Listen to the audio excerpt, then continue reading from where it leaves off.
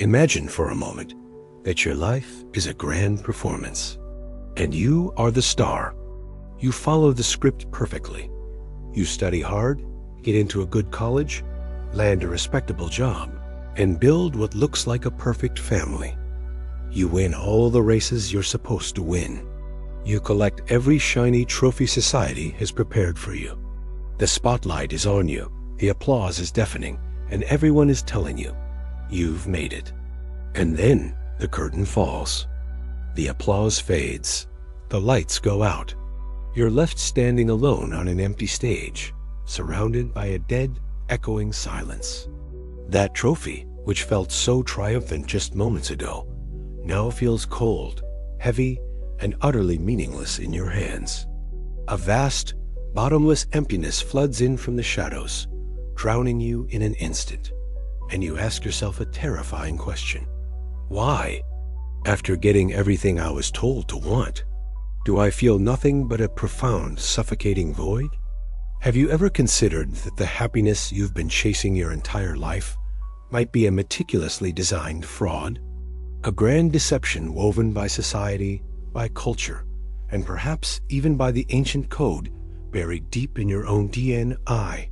We're told to be positive, to be optimistic, to relentlessly chase the next goal. So you buy the latest gadget, you travel to the most exotic places, you claw your way up the corporate ladder, you indulge in fleeting hits of dopamine.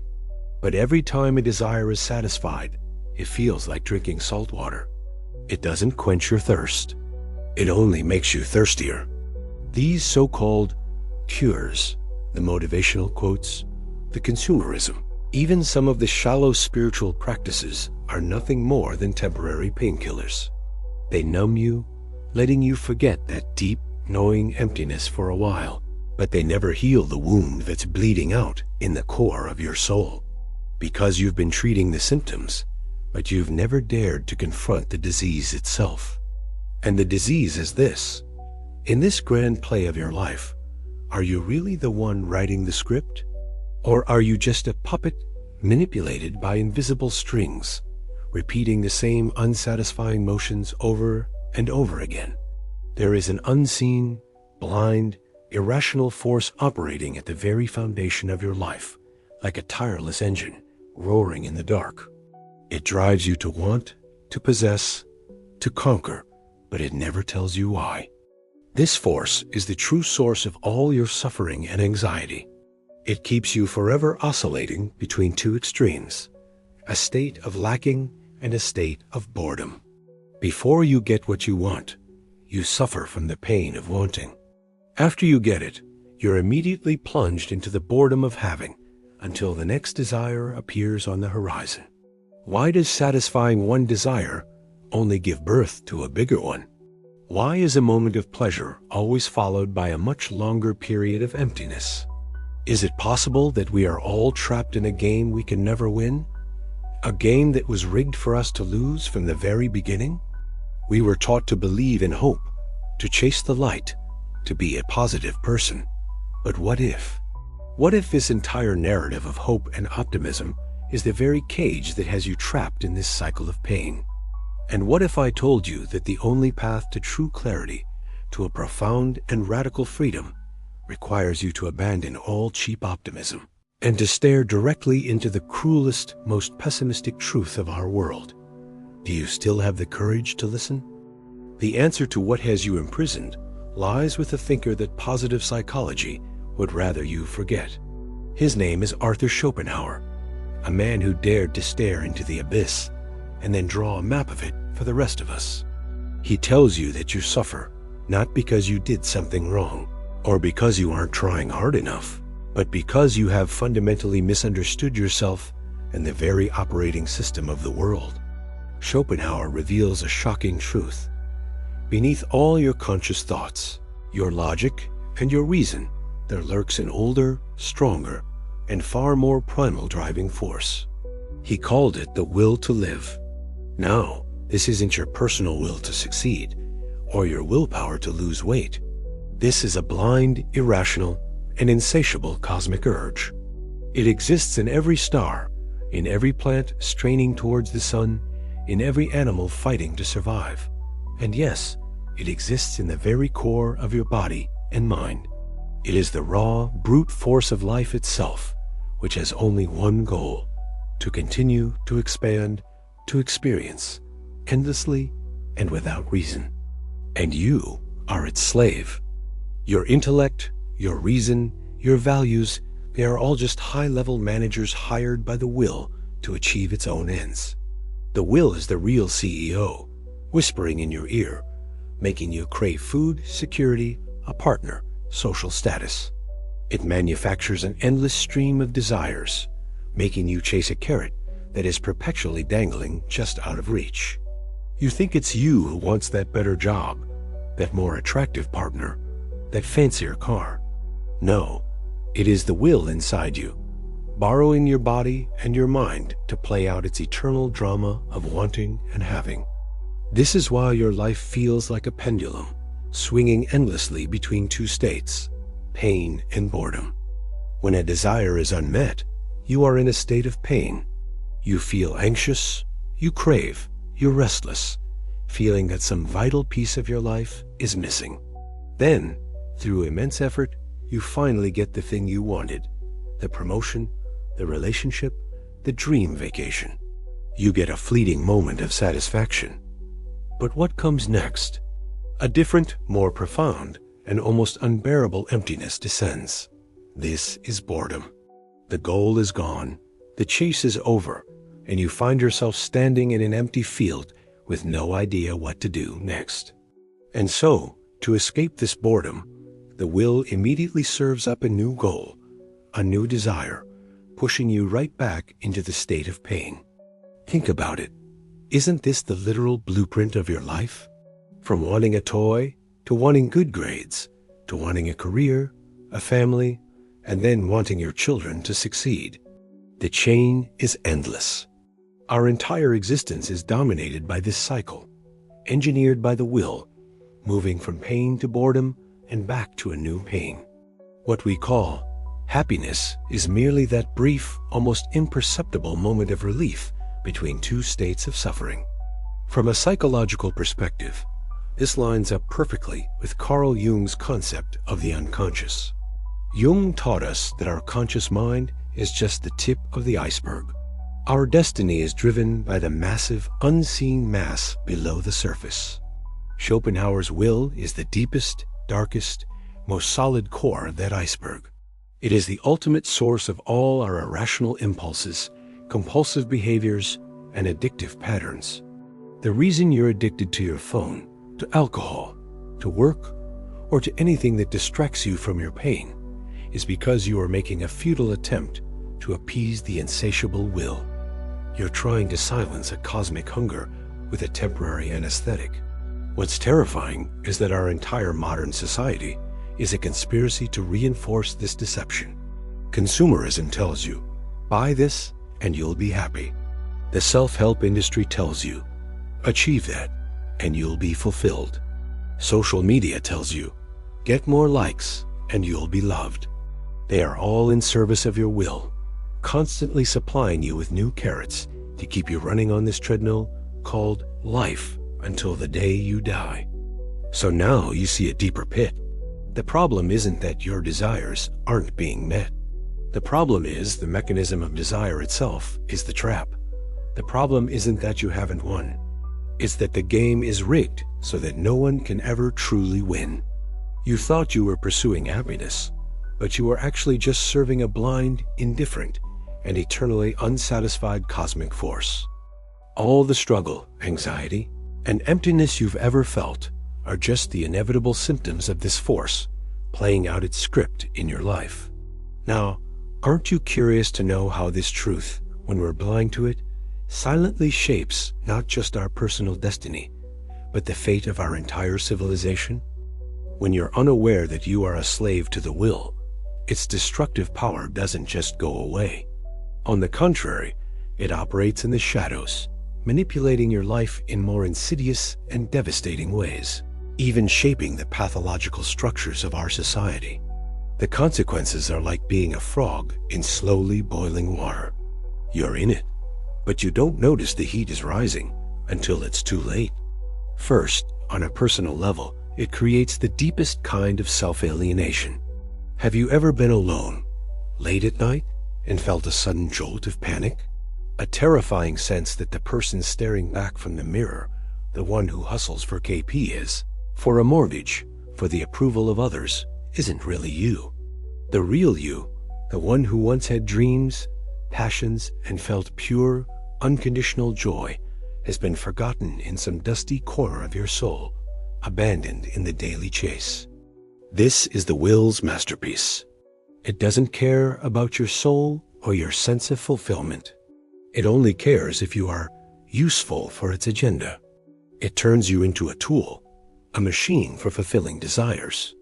Your worth is no longer determined by who you are on the inside, but by what you have on the outside. Your job title, your income, your property, the perfect image you project on social media. You start to identify with your labels and measure your life with metrics. Slowly, you forget how to simply be with yourself. You forget what brings you joy without any strings attached. You become the most familiar stranger in your own life. This alienation inevitably leads to the most widespread mental plagues of our time: chronic anxiety and depression. Your brain's own mechanics have been hijacked by the will. Psychologists call this hedonic adaptation. It means that no matter what you achieve or how much pleasure you experience, your baseline level of happiness will quickly return to where it was before. This is the will's cruel but brilliant feature to ensure you never stop chasing. You think the next achievement will bring you lasting happiness, but your brain is hardwired for dissatisfaction. So you live in a constant state of not enough. Not rich enough, not successful enough, not loved enough. This relentless, unquenchable tension is the breeding ground for anxiety. And when you've exhausted all your energy in the chase, only to find the finish line is just another empty field, a profound sense of powerlessness takes over. That is depression. As Dr. Gabor Mate brilliantly puts it, so much of our depression is a grief response to a life of repressed anger and a lack of meaning. And that lack of meaning comes directly from blindly serving the will, without ever asking if this is what we truly want. When this personal pathology is replicated on a mass scale, it creates our mad society. Schopenhauer's philosophy is a scalpel that cuts through the glossy surface of civilization. What do you see?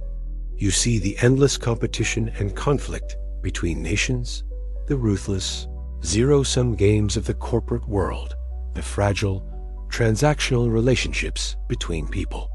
All of it is just the will projected onto a larger screen.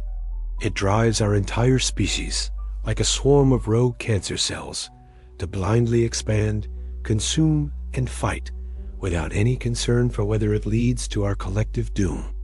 We've created more material wealth than ever before, yet our inner worlds have never been more impoverished. We've built the most connected global network in history, yet each of us feels more isolated than ever. We have access to all of human knowledge, yet we have no idea how to live a meaningful life. Huxley's Brave New World is becoming our reality. We are not being destroyed by the things we hate, but enslaved by the things we love: entertainment, consumption, comfort. These are the modern-day opiates the will uses to keep us docile, to make us stop thinking, and to stop us from ever fighting back. Do you see it now? The prison that holds you is so much larger and stronger than you ever imagined. It's not just inside your mind. It's baked into the very fabric of our culture, our economy, and our politics. Each of us is both the prisoner and the prison guard. We suffer within the system while simultaneously feeding it with our own desires and actions. If you don't choose to wake up, you will be dragged by this immense inertia towards a pre-written ending, to exit the stage after a lifetime of frantic chasing, filled with exhaustion and emptiness, without ever realizing that another way of living was possible all along. So where is the way out? Are we doomed to play this tragic role? No. Schopenhauer revealed the darkest truth not to plunge you into despair, but to do the opposite. Only when you see the full architecture of the prison can you finally find the key, hidden in the deepest, darkest cell. A true rebellion is about to begin. If you've listened this far and you feel a deep resonance, maybe even a flicker of fear or discomfort, then congratulations. Because true change always begins with that discomfort. Realizing you are a slave is the first step toward freedom. Schopenhauer's pessimism isn't a poison that condemns you. It's a potent antiseptic. It hurts, but it's the only thing that can clean out the infection in your mind and allow you to see the wound for what it is. So how do we begin this rebellion? How do we reclaim even a sliver of sovereignty from the iron grip of the will? The answer runs counter to everything our modern world preaches. It's not about acquiring more, but desiring less. It's not about becoming a better version of yourself, but about negating the self that is driven by desire. It's not about outward expansion, but inward retreat. The first, most crucial step in this rebellion is to weaponize your awareness. You must begin to observe the operations of the will inside you with the cold, detached curiosity of a scientist watching a lab rat. When a strong desire arises, the urge to buy something new, the desperate need for someone's approval, don't just react. Stop. Create a tiny gap between the impulse and your action.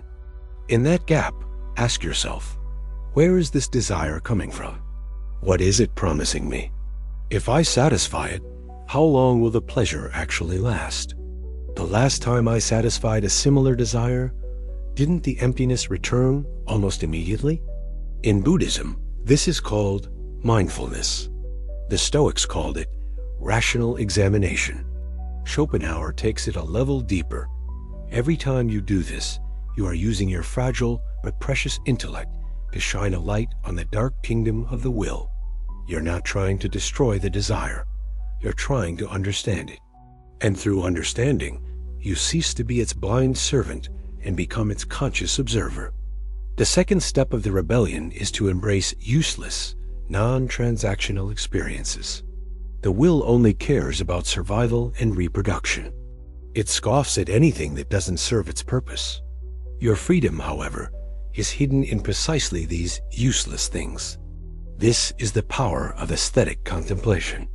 When you become completely absorbed in a piece of art, a symphony, or a magnificent natural landscape, something miraculous happens. In that moment, your personal desires, your anxieties, your identity, that incessant me monologue in your head, it all temporarily dissolves. You are no longer an individual driven by want. You become a pure, will-less subject of knowledge, a clear mirror reflecting the world without agenda. For a brief, glorious moment, you escape the pendulum of the will. You enter a quiet, timeless sanctuary. Schopenhauer believed this was the closest that most people could get to a state of liberation. So you must deliberately inject these aesthetic moments into your life. Go to a museum. Listen to a classical piece. Hike in nature.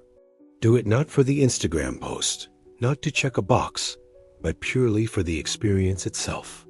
These things offer you no material gain, but they will save your soul. They build a safe house inside your mind, a place untouched by the tyranny of the will. The third and most profound step of the rebellion is to cultivate a cosmic compassion.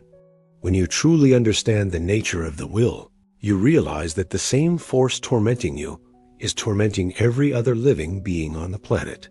Every argumentative person you meet, every anxious colleague, every person showing off on social media, they are all, just like you, prisoners of the will, struggling between pain and boredom.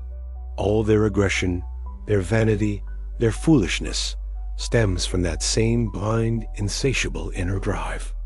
When you see this, your judgment and anger towards others will slowly transform into a deep, knowing sorrow. You no longer see them as competitors or enemies, but as fellow sufferers, comrades in the same predicament. This compassion isn't cheap pity. It's a profound understanding born from a shared universal condition. It frees you from the isolated prison of your own ego and connects you to a quiet, transcendent peace that goes beyond personal joy or sorrow.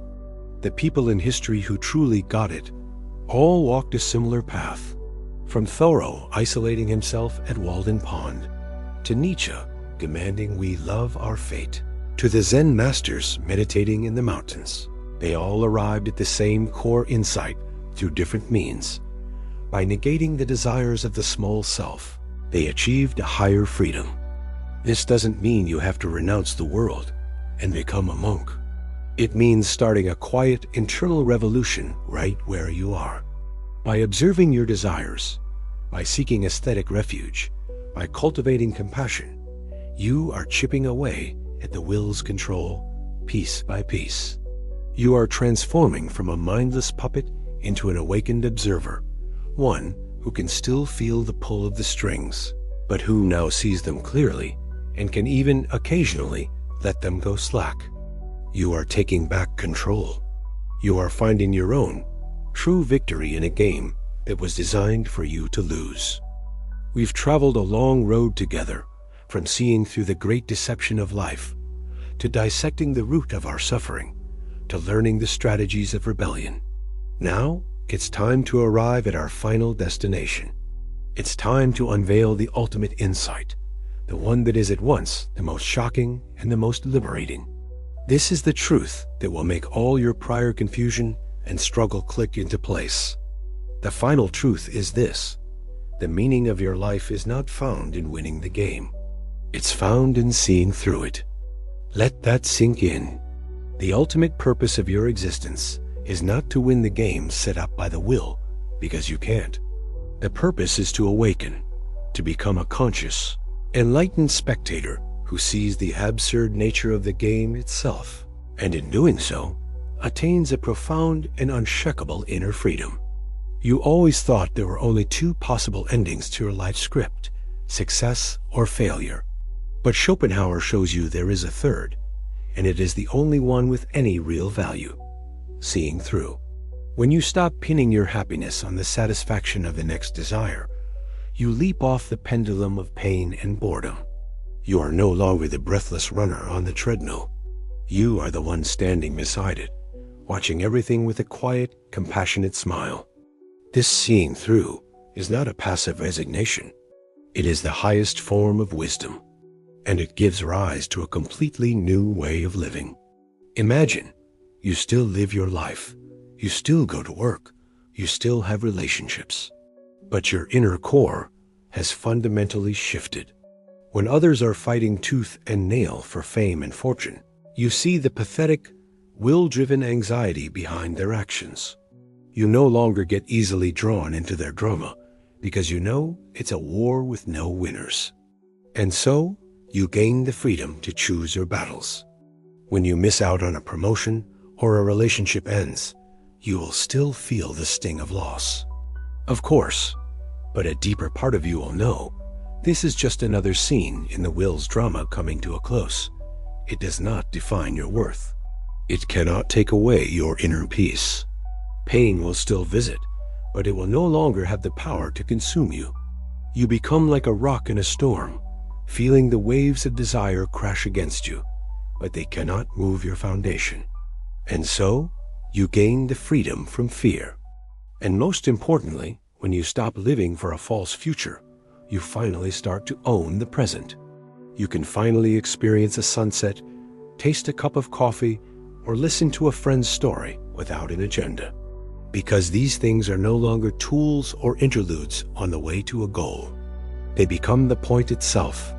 Your life ceases to be a frantic line sprinting toward a finish, and instead becomes a series of full, rich, deeply felt moments. And so, you gain the freedom to live in the now.